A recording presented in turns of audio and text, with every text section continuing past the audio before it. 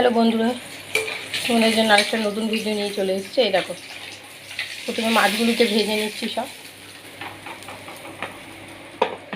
এবার এর মধ্যে আমি দিয়ে দেবো একটু সাদা জিরে ফোড়ন, ঠিক আছে।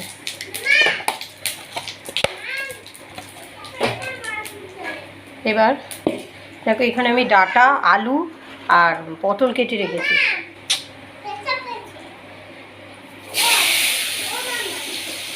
এবার এগুলোকে আমি ছেড়ে দিচ্ছি।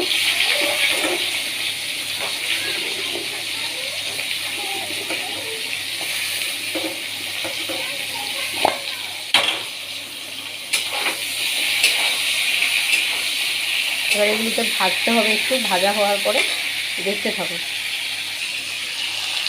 এরকম ভাজা ভাজা করছি, এর মধ্যে একটু নুন দিয়ে দিচ্ছি।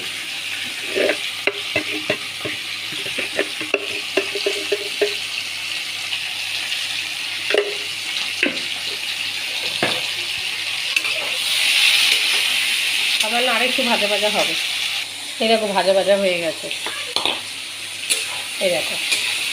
এবার এর মধ্যে আদা আর টমেটো ঘষে রেখেছিলাম, দিয়ে দিলাম।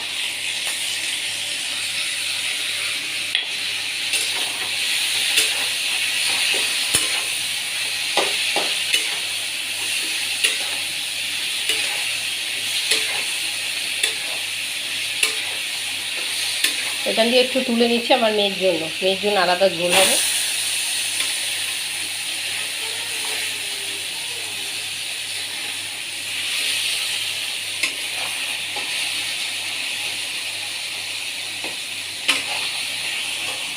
দেখতে থাকো। এরকম মেয়ের জন্য তুলবো বলে এতক্ষণ কাঁচা লঙ্কা মেশাইনি, এবার কাঁচা লঙ্কা ফাটিয়ে দিয়ে দিচ্ছি।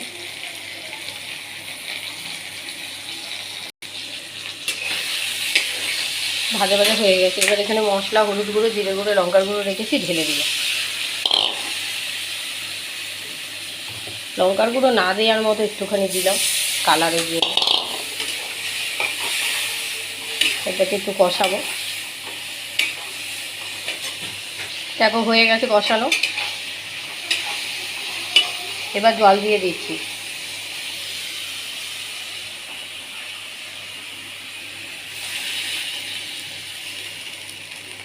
ব্যাস, আর দেবো না জল। সবজিগুলি সেদ্ধ হোক, ঝোলটা ফুটুক, তারপর মাছটা ছাড়বো। এরকম ঝোলটা ফুটে গেছে, আর মাছগুলো ছেড়ে দিচ্ছি।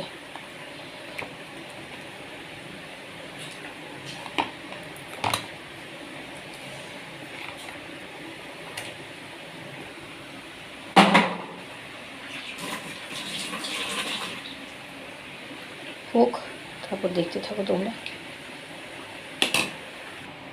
দেখো, থালাটা চাপা দিয়ে গেলাম, হতে থাক।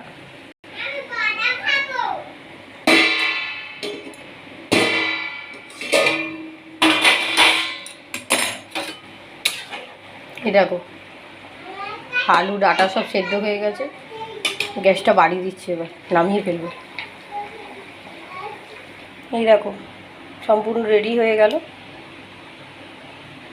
মাছের ঝোল পাতলা। আমার ভিডিওটা যদি ভালো লেগে থাকে তাহলে আমার চ্যানেলকে অবশ্যই লাইক করো, প্রচুর প্রচুর শেয়ার করো, ঠিক আছে।